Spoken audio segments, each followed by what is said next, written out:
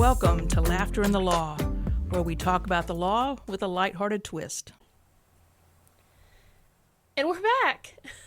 Welcome back to part 2 of our discussion on Erin Brockovich. There's just so much more that we want to talk about. So let's just dive right in.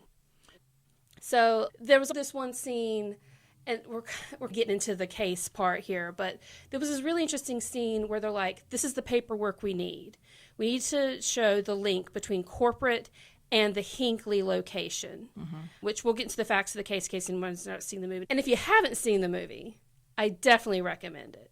It's such a great movie, and we're not getting any kickbacks for saying that. But there was this scene where they're talking about the paperwork and trying to get the connection between corporate knowing and the Hinckley location where the contamination is happening.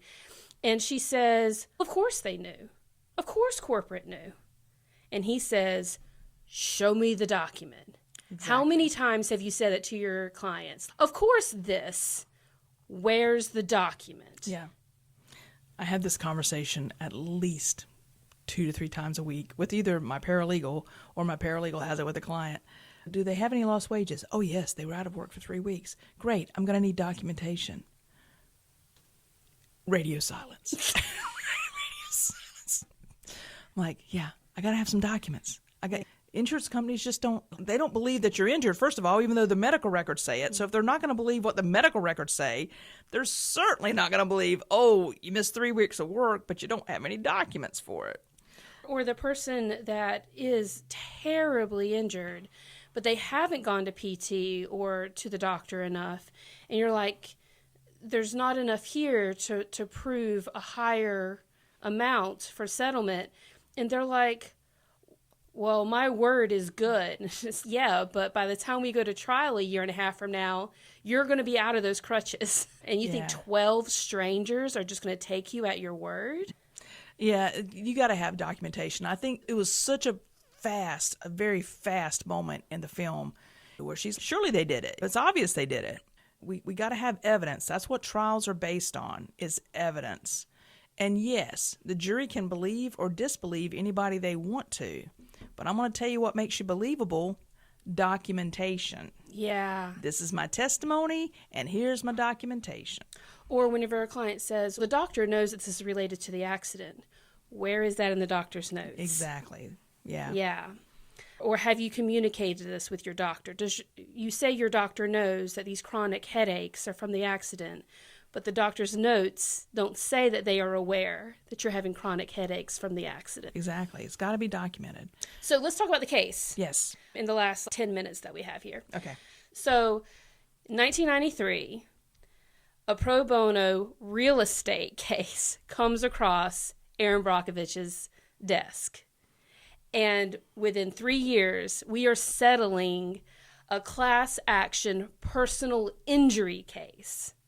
So it started off as one thing and ended as another. How often does that happen?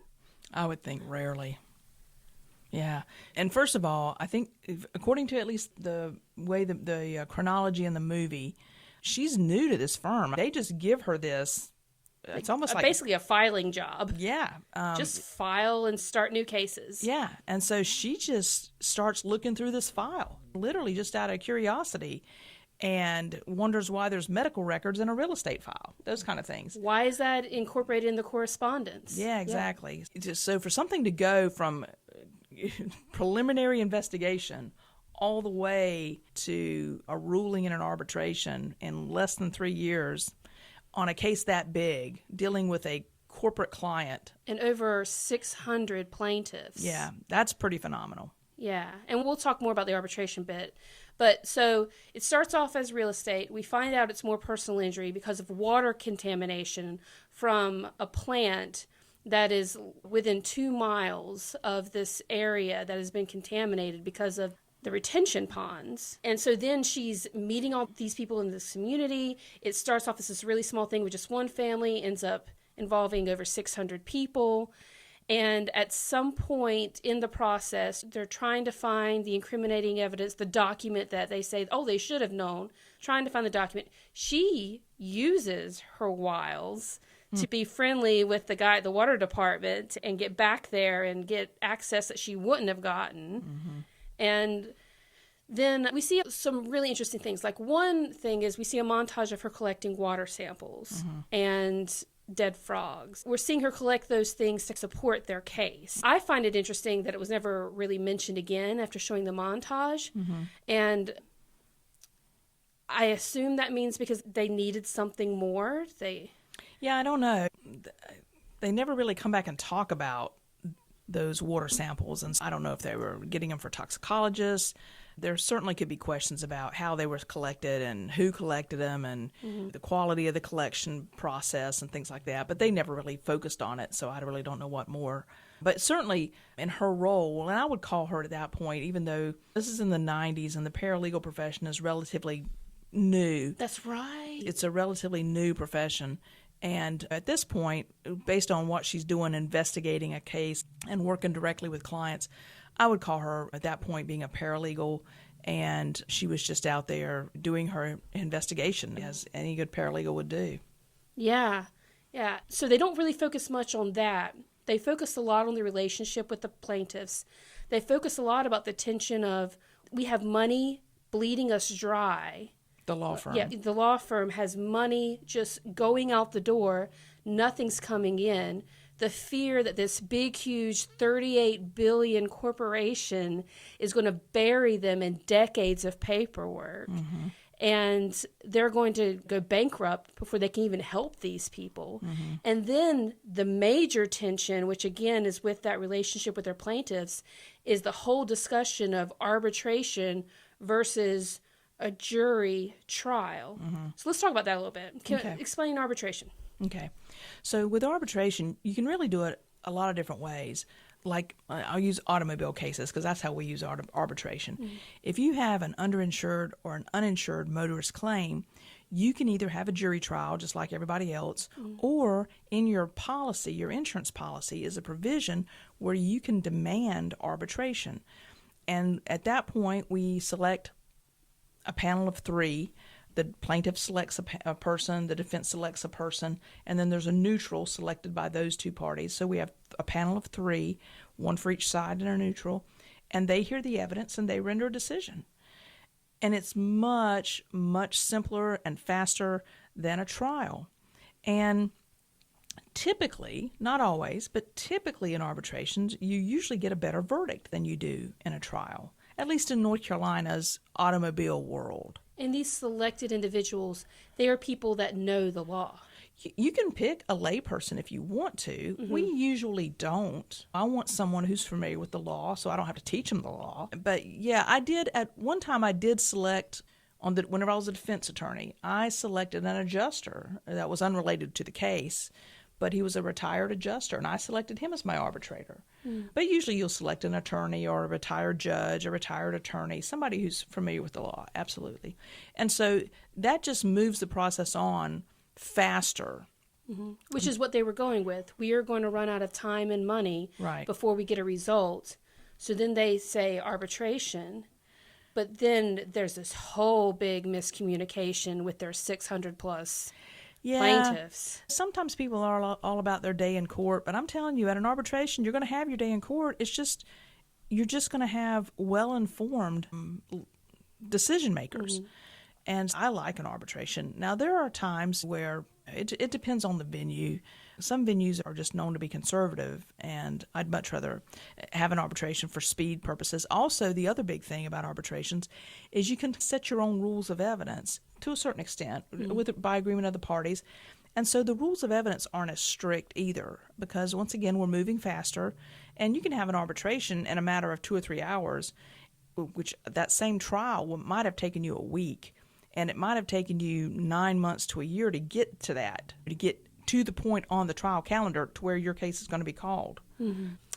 Yeah, and okay, so with that, wonderful pivotal scene is whenever people are all gathered and some people are saying, we're willing to wait. Because he's Right. like, it could be 10 years or more. And they're like, we're willing to wait to have our case brought forth to 12 individuals instead of one person making the decision, and we can never appeal. That's a huge risk. I get what they're saying. Yeah, you can't appeal an arbitration. That's usually Yeah. one of the bottom line, baseline rules is with Yeah. an arbitration, there is no appeal. Yeah, but then whenever whenever Ed says, some of y'all don't have that time. You don't have 10 years. Yeah. Yeah. Are you really going to hold up what they deserve? Which is wonderful. Just a wonderful argument. I will tell you, I'm going to interrupt you there. I've done some reading on this film, and they say that it's 98% accurate. I'm going to trust that's part of the 98% accurate there that people wanted a trial. But I haven't had too many of my plaintiffs, my clients, say, oh, no, I want to wait for a trial. Yeah. Heck no. We want this resolved as quickly and as efficiently as we can. Whenever I explain to them the difference, especially my auto clients who can choose arbitration versus trial, I haven't had any of them say, take me to a jury, take me to 12 strangers that know nothing about the law and let them figure out my case. Yeah. But I think that also goes back to the miscommunication.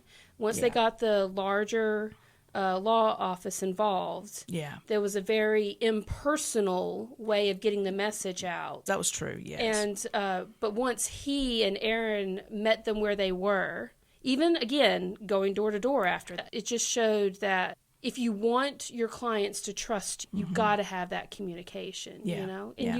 and also the message to any potential client out there: trust your attorney. Choose an attorney that you can trust. Absolutely. And trust them to guide you through this process. Yeah. Okay, so the research started in 93. It settled in 96. $333 million to be split among the 600 plus plaintiffs. And I thought it was really interesting at the end, she's already talking about another case where they're going to have twice as many, the Kettleman case. I was curious about that. So I looked it up. That one didn't settle until 2006. So from 96 to 2006. Yeah. Wow. Yeah. And I haven't looked it up, but I'm suspecting that one was jury, not arbitration. I'm suspecting. But also, I thought it was interesting that their settlement was $335 million. Yeah. So twice as many, but they only got $2 million more. They didn't get 2 million. Oh, 2 million. I see what you're saying. Yeah, Yes. $2 million more than the others. We don't know what their damages were. We don't know how egregious the pollution was. We don't know that kind of thing. Yeah, we don't know as of right this moment whether it was jury or arbitration. But I think it does also go to show that you can't compare. You can't say, oh, this is another water contamination case, and there's twice as many, so we should expect twice as much of a payout. You can't assume that. Exactly. Every Yeah. case is unique and different, Yeah. and you got to take it one piece of information at a time. That kind of goes hand in hand with what we see every day with people coming in and go, in my cousin's case, in my brother's case. And they weren't even as injured as much as I was. They weren't injured and they got X blah, blah, blah, blah, blah. Okay. That's good to know. Apples and oranges, dear. Apples and oranges. You know, but once again, you just folks don't know. You know, if this is their first case, they're trying to get as much information as they can, and certainly this is a good example between the comparison between those two cases. And we don't know all the comparisons, all the strengths and weaknesses of each case. Yeah, I'm waiting for the movie to come out. Yeah, Just kidding. Okay, so last thought before we wrap up. We are right in the middle of people being able to file for the Camp Lejeune water contamination. And we had a couple podcasts less than a year ago on that. The statute of limitation to file for anything against this case is August 10th of 2024, which at the time of us filming this podcast is just months away. yeah, So it's just crazy to think that we are living our own little version right now. We are in the middle of our own little Erin Brockovich. It's just surreal to think. We watched this movie about something that happened on the West Coast over 30 years ago. And we are dealing with our own situation of water contamination in similar decades of contamination as well here on the East Coast. Yeah. It's going to be really interesting to see what the outcome of all these cases are. Yeah. Again, every case is different, but it's just going to be interesting to see. It hit more at home. Yeah. Whenever we were watching this movie this time. Yeah. And so the upcoming statute is the statute to file your claim. And so hopefully anyone who is still considering filing a claim is getting all their ducks in a row to do that. And we certainly would be willing to. We're not handling claims ourselves, but we're doing a lot like Mr. Masry. We're being the front line person for anyone who wants to file a claim, and we can direct them to law firms that we know that are very reputable and that are handling these claims in a way that makes us proud. Yeah. Yeah. So this has been fun. We should do more movie nights. See, you complain all the time about me, about laughter in the law, not being a lot of laughter, and you made this very serious today. Just for the note. It hasn't been serious, I don't think. You don't think so? No. Okay. Has it been serious? I thought it was very serious. Oh, I had fun. I don't know about you. And also, quick plug, if you haven't listened to our podcasts about the Camp Lejeune, whether the history behind how we got here, but also how you can figure out whether you have a case or not, or a family member has a case, then go back and listen to those other two podcasts. They have a lot of really great information. Not a lot of laughs, but a lot of great information. Yeah, those are very deep. I think that they correlate in that, and I told you about this before we went on record, that when I was looking at data about Erin Brockovich and the PG&E crisis and stuff, there was a sign in Hinckley, which is the town, and there was a sign in Hinckley that says, and it was a homemade sign, that said PG&E new since 1952. And I just think that's such a correlation to the Camp Lejeune water crisis because that started in the 50s as well. Yeah.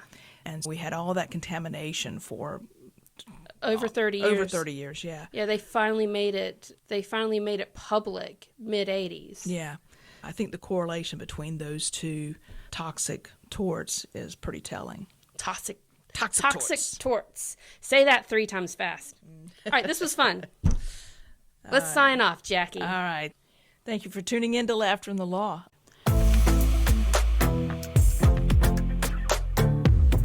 Thank you for listening to Laughter in the Law, where we talk about the law with a lighthearted twist.